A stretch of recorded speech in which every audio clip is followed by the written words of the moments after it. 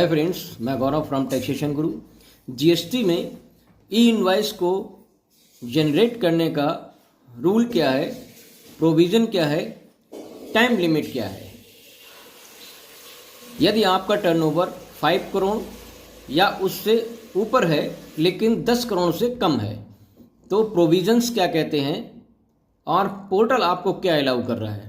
और यदि आपका टर्नओवर 10 करोड़ या उससे ऊपर है तो प्रोविजंस क्या कहते हैं और पोर्टल आपको क्या अलाउ कर रहा है। इन सारी बातों पर चर्चा करेंगे आज के वीडियो में। टैक्सेशन गुरु चैनल को सब्सक्राइब जरूर कर लीजिएगा। यदि आपका टर्नओवर 5 करोड़ से एबव लेकिन 10 करोड़ से कम है, मतलब 5 करोड़ से ज़्यादा है और 10 करोड़ से कम है, तो प्रोविजंस ये कहते हैं कि आपको ई इनवाइस जनरेट करना पोर्टल पर मैंडेटरी है,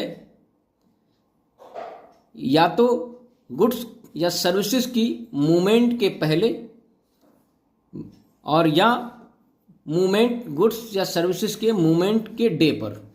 जिस दिन आपने जनरल इनवाइस बनाया या तो उसी दिन आपको ई इनवाइस जनरेट करना है या उससे पहले जब आप गुड्स का मूवमेंट करते हैं या सर्विसेज का मूवमेंट करते हैं, या तो उस दिन आपको इनवाइस बनाना है या उससे पहले आपको इनवाइस बनाना है। ये सेक्शन 31 ऑफ सीजीएसटी एक्ट कहता है, प्रोविजंस ये हैं। लेकिन 5 करोड़ से ऊपर और 10 करोड़ से कम वाले केसेस में पोर्टल आपको किसी भी प्रकार का ऐसा रिस्ट्रिक्शन नहीं लगा रहा है।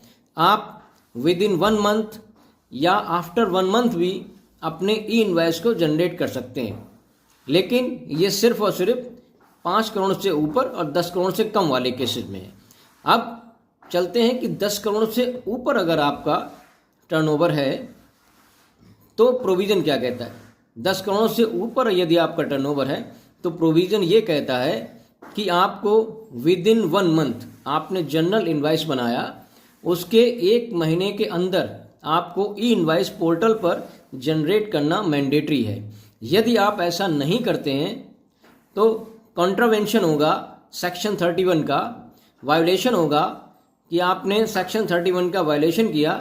और 1 महीने के बाद में मान लीजिए आपने कोई भी इनवाइस 2 अप्रैल को बनाया जनरल इनवाइस, और आप उसका जो है e invoice within 1 month generate कर सकते हैं पोर्टल से। यदि आप आफ्टर 1 मंथ जनरेट करने के लिए चलते हैं और आपका टर्नओवर 10 करोड़ से ऊपर है तो पोर्टल आपको ब्लॉक कर देगा, अलाउ नहीं करेगा कि आप ई इनवाइस जनरेट कर लें। तो 10 करोड़ से ऊपर वाले